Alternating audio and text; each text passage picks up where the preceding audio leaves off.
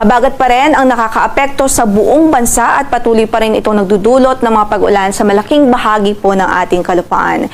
Inaasahan pa rin natin ang katamtaman hanggang sa kung minsan ay malakas na mga pag-ulan dito sa Batanes, Babuyan Islands, Pangasinan, Zambales, Bataan, maging sa Occidental Mindoro. Kaya't sa mga kababayan natin doon, patuloy natin silang pinag-iingat sa bantaho ng mga pagbaha at pagguho ng lupa dahil sa halos patuloy na pag-ulan dahil nga po sa habagat o southwest monsoon.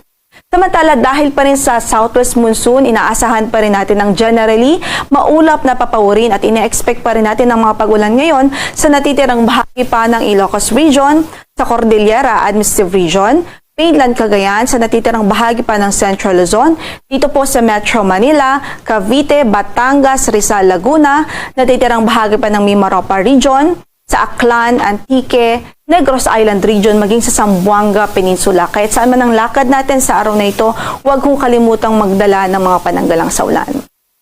Samantala, meron din tayong minomonitor na low pressure area sa labas po ng ating area of responsibility.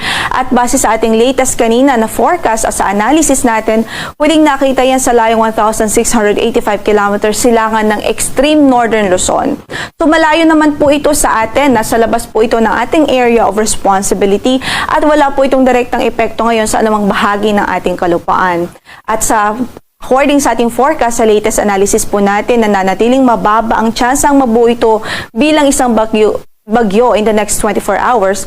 At generally, northwestward o pahilagang kanluran ng kanyang magiging pagkilos. At kung pumasok man po ito ng ating area of responsibility, nananatiling mababa ang tsansang makaapekto ito ng direkta sa anumang bahagi ng ating kalupaan. Ngayon po man, patuloy pa rin po tayong mag-antabay at mag-monitor sa magiging updates ng Pag-asa ukol sa nasabing weather disturbance.